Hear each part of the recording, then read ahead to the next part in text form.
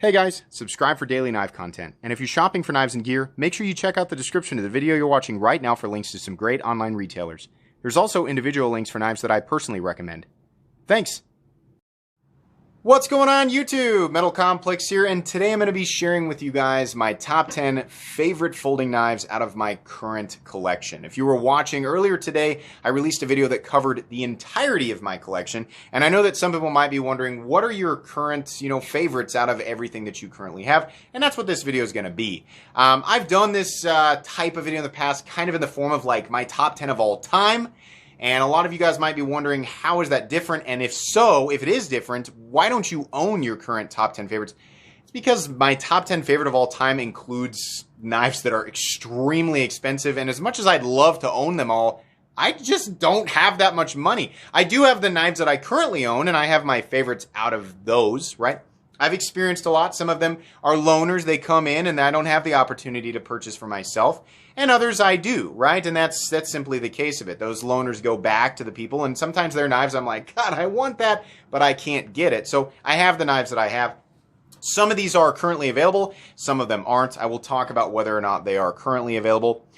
These are in order, by the way. They are my top 10 from, number one being my most favorite knife in my current collection. I realize I probably could have stuck this in the video earlier today, but that video was really long. It was like 35 minutes. So I wanted this to be its own video. There will be links for these knives if you can pick them up right down in the description, so you can check right down there if you want to have more information. If you want more information on the knives themselves, like if you want a full review, I have done reviews on each and every one of these knives in one form or another, so you can actually find them by typing in Metal Complex and then the name of the knife, or going through my playlists on my YouTube channel. Thanks so much to my generous patrons for supporting me right now. There's a link for Patreon right down in the description, and please make sure to follow me on Instagram at metal_complex. Real quick, a lot of you guys know that my wife has given me a lot of knives as gifts. To keep this, what I'm going to do is pretend that none of these knives were gifts, right? None of them have sentimental value, this or that. I'm just going purely off of gut instinct, right? So the knives we're just going to pretend that there were no gifts or anything like that, because I kind of want to give you guys like a natural, as if I was just collecting and there were no, does that make sense? No gifts, anything like that. I think it'll make a little bit more sense that way. Coming at this purely from the perspective of a collector enthusiast, right? So, starting off here with number 10, absolutely, and coincidentally, this was a gift from my wife. Yeah, the Microtech Socom Elite. This is 2018 model, M390 in aluminum. I just love this knife. Honestly, the aesthetic, initially, it wasn't something that I was like, oh my gosh, I absolutely, have to have this. But then I got it in hand and I was like, this is insane. Anybody who owns this knife will probably tell you the same thing. It's big and meaty and robust. Makes one of the best sounds you've ever heard in your life. Oh man, that thing is awesome. Big, thick tank of a knife for sure. Whoops. Just put the first wound into white background. It's part of the reason for the white background, guys, is because wounds in the background are a lot harder to see. But yeah, this is a manual version. You can pick up the automatic versions right now. The manual versions are very scarce. Yeah, I just love this. This is just an excellent. I love the grind. I love how the blade looks. I love the external stops. Right. I love the oversized pivot hardware. I wish it was. Tip up. It's set for tip down only. That's just the way that it is. I just love it. These come in, if you can find them, about $285. I'll link the automatic ones, and I'll set up the link to where it'll populate manual ones if they become available. So it's still worth checking. Moving on here, another gift, number 9. Yeah, a lot of these, some people are going to be able to guess. If you've been watching my channel for a long time, you're probably going to be able to guess, just not the order that they'll be in. The Strider SG made by Protech. This particular one, titanium, and number 2 of 40. These are long gone. Part of the reason why I keep it around. A lot like the Socom Elite, it is not a knife that I will be parting with. I just love this thing. I think they were originally about $490 or something like that. No idea what they're worth now. I love that it's an SNG and that it's automatic, and I also love the fact that it's titanium. Titanium automatic knives are, for whatever reason, incredibly rare in the knife world. Yeah, there's just a lot going on here that makes me love this. It's incredibly chunky and awkward in a lot of ways, but it doesn't stop me from carrying it, which, by the way, I do carry and use both of these, number 10 and number 9. fairly often. These are just knives that I enjoy carrying. It's heavy, right? But the ergonomic lines are so good. I love this. You can find this periodically in the aluminum form, which is much less expensive. They come in at like what do they come in at? 200? Maybe a little less sometimes, 180. 180 to 250 I think is pretty common unless you're looking at a special variant. This is a USA made knife, along with, I didn't mention, the Socom Elite is also USA made. Definitely. Number 8, one that I think that you guys will be surprised by. This is my Generation 6 XM18 3.5-inch Spyderco Triway in S45VN and this new 6-shooter titanium scale. This is just kind of like the stand-in for the current XM18 that's rotating through my collection. I've owned, as many of you know, literally over 30 Hinderers. That's my favorite brand. If anybody was curious, my favorite brand of all time is definitely Hinder knives, and my favorite model from the brand is definitely the XM18 3.5-inch standard. This knife I picked up because it was the first variant that came out in S45VN, and I just wanted to have one. Honestly, this knife will probably rotate, it'll eventually leave my collection. And a lot of people might be wondering, so why are you saying it's more favorite than the other two if the first two won't leave your collection? Like I said, this is gut instinct. This is my natural attraction to it. So even though it is ahead of the last two, it's still one of the more likely ones to leave my collection, but it will inevitably be replaced by another XM18 3.5-inch that may or may not hold the same place or actually move up in rank. There are other XM18s on this list, spoiler alert, or XMs on this list, spoiler alert, and I think it'll make more sense. And if it doesn't make sense, I don't know that it really has to. It's my list. My logic is not really anchored in logic. Does that make sense? Probably not. But yeah, I love this thing. Truthfully, this scale is, I'm going to keep the scale because it's going to go on another build. It's just kind of sitting on this knife as it is. So is the pocket clip. The knife itself will eventually go. And if you're wondering, like, where can I buy these if you put them up for sale? They go to patrons first. Patrons have first rights to this stuff. So if you want to be included in that, you can check out my Patreon down in the description. I do offer hefty discounts when I do that. That's up to you if you want. There is a $1 tier specifically for that purpose so that people who want to get in on that can. But yeah, patrons first. That's who I sell my knives to.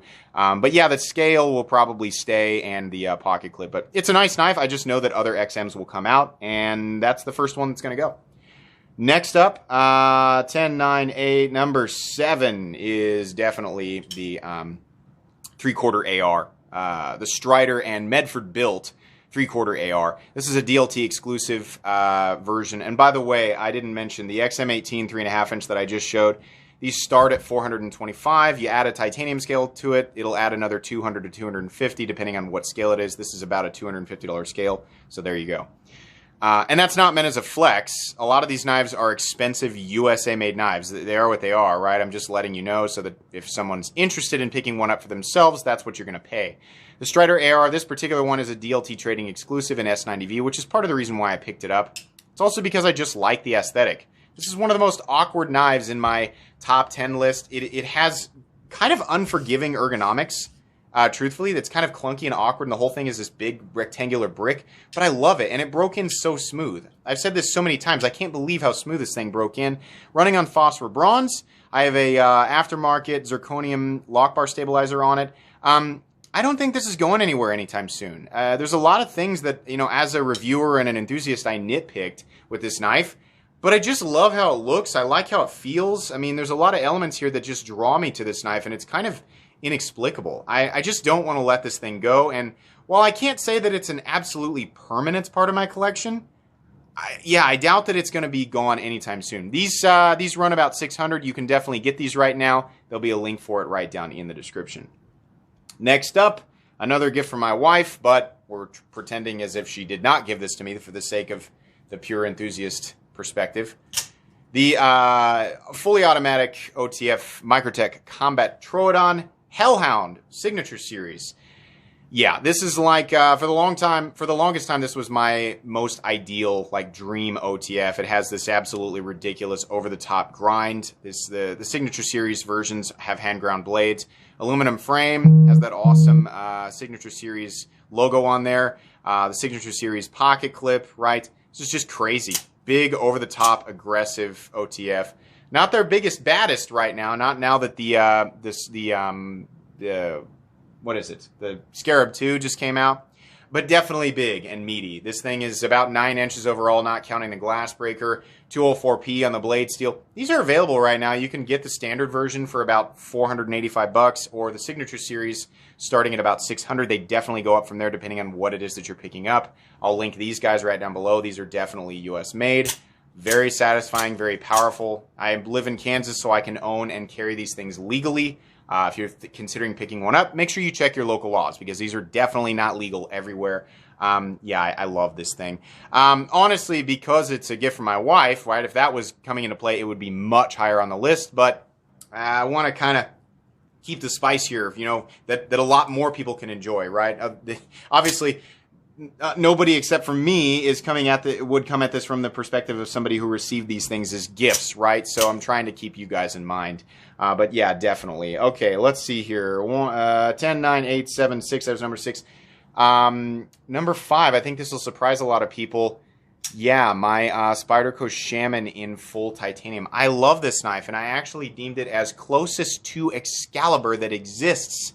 If you've never watched the series on my channel called The Quest for the Perfect Folding Knife, I came at, you know, my experience with the knife world from an enthusiast's perspective and took into consideration everything that I look for in not just a knife that I'm going to use, but a knife that I'm going to enjoy as an enthusiast. I talk about the ergonomic lines. You can check it out. There's a whole playlist, right?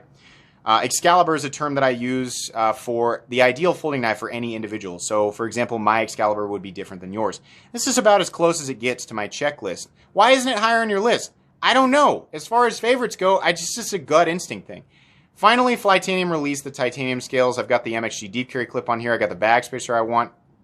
I think this might be higher up on the list if it had a different blade steel, maybe something interesting like, not necessarily LC200N, but the Vanax 37 or something like that. If it was tumbled, which I doubt that'll ever happen. I'm sure Spyderco, if they ever release that, it'll be satin, which is a bummer, because I love the tumbled blade. I just love this thing. It's big and meaty, and the balance is thrown off by the fact that the titanium scales are on here now, but I just don't care, right?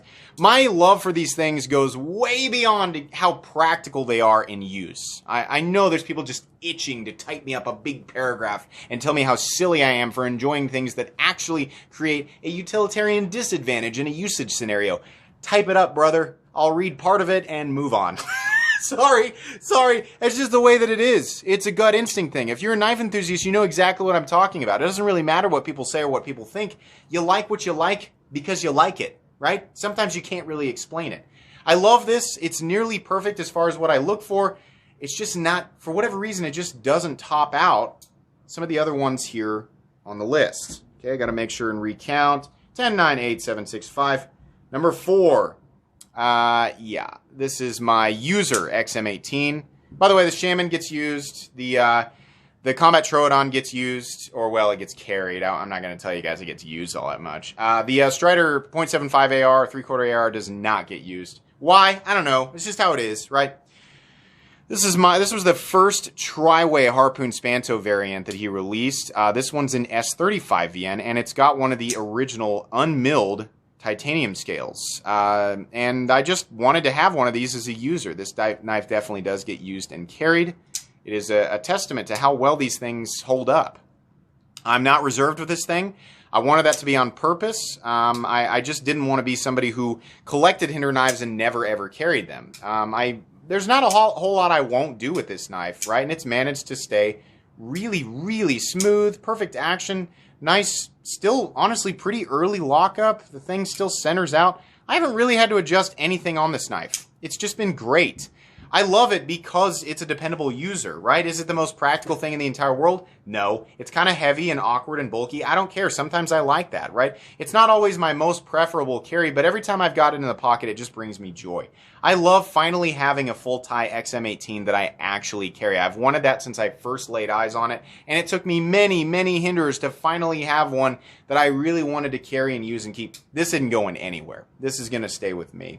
And, you know, about the Combat Troodon, obviously that's not going anywhere because it was a gift. This guy, the scales and everything else that aren't going anywhere. I can see myself getting rid of the actual knife and the blade to swap it out for a one with a better steel. But again, patrons will get first grab. Moving on here, these are the top three. These are the big boys. These are the ones that really, really stand out, and you can bet that none of these are going anywhere. And by the way, XM18s, like I said, they're definitely available. You can find them right down in the description. Let's see here. Number 3, a very, very recent acquisition. This is the it was originally the 2020 version, now the 2021 Sharp by Design EVO Typhoon, and this is the upgraded version with the Japanese Tanto / clip point harpoon Damasteel blade. Mine in particular has the Tumbler grade frame and then the marble carbon fiber inlay. Holy crap. This is a knife that if when I do the overview of it, is essentially flawless in the design that they were going for from my opinion. Take that for what it's worth. I don't think there's a single thing they could have done to make this knife better. I jumped on this without ever handling the original 2017 variant. And by the way, no, you can't get this right now. There was a pre-release or a pre-order that you could do. I think that was back in, what was it, June? Something like that. I can't remember. We thought we might be getting these in September, and we finally got them in January. No fault of Brian Nadeau. It's just world events that happen. These are made by Riot. Original or starting price was $350 for the standard M390 blades. There were a few different blade shapes, different colors and inlay options. And then $515, I think, is what I paid for this guy. It's about, I think it's at the $500 mark. I think this is the best knife on the market. Honestly, I don't think you can get a better knife for $500. The problem is they're just not available. Will he do more? I have no idea. If he does more, is this going to be an option? I have no idea. You want to follow Brian Nadeau of the Knife Nuts podcast and probably Levin of the Knife Nuts podcast, and honestly, the entire Knife Nuts podcast crew. I'll just plug them. Check out the Knife Nuts podcast and follow them all on Instagram. It's worth it, 100%. But yeah, this brought me so much joy. The look, the ergonomics, the action. Oh gosh, guys, if you want to talk about action, the action's even better on these new guys than the 2017 variant. I got my hands on a 2017 variant while I was waiting for this guy. Fell in love with it. Owned a 2017 variant for a while. Let it go because I knew this guy was coming in. Easily also the best action, in my opinion, that you're going to get. Up to, truthfully, you're going to have to spend well over $1,000. And from my, based on the stuff that I've handled, which isn't everything, but it's a lot, you're going to be spending over $1,000 before you get action that is the same feeling as this, right? I'm not talking about just fall shut. I'm talking about all-encompassing. Shape of the flipper tab, weight and mass of the blade, relationship of the flipper tab to the pivot and the break point of the detent, right? All of that stuff. There's a million elements, right? You can get fall shut action in a $20 knife now. That is not, that's not something that you're going to, this is very different than that. Absolutely. Oh my goodness, the action on this thing is supreme. Yeah, this is virtually flawless. I have basically no complaints. It was hard to choose between this and the number 2 spot. But yeah, wonderful. If you can get your hands on one, it's well worth it. Not really anything to complain about there. Number 2, that's going to be the XM24 Dark Horse. What is the Dark Horse? Is that an official term from Hinderer? No, it is not. It's something that I just call this knife. I'm sure you can guess why. It's because Hinderer uses a horse head as the logo for Hinderer knives, and this one is dark in nature. That's literally it. Also, the history behind this is that I did not expect this to be something that I fell absolutely in love with. It just popped up for sale a long time ago on USA Made Blade, and I messaged Scott Whittington. I said, I will buy that right now. Just let me move some funds around and I'll get it to you. And he did, which I will infinitely appreciate. This is a rare dark stone-washed XM24 Spanto that is also tri-way. Same finish applies to the frame. This is different than DLC and different than Battle Black or the Black Washed, right? It's different than those. Whether or not he'll continue to do this finish, I have no idea. I've got a carbon fiber scale on this guy. Hardware is blacked out. There's a lot of money in this thing. Honestly, I've got way more in it than I even care to admit. But I plan to put more in it. If Rick Hinderer ever does XM24 titanium scales again, and specifically and less likely, a black stonewashed textured titanium scale, I'll have even more in it. I love this thing because it's big and ridiculous, and it's hard to find.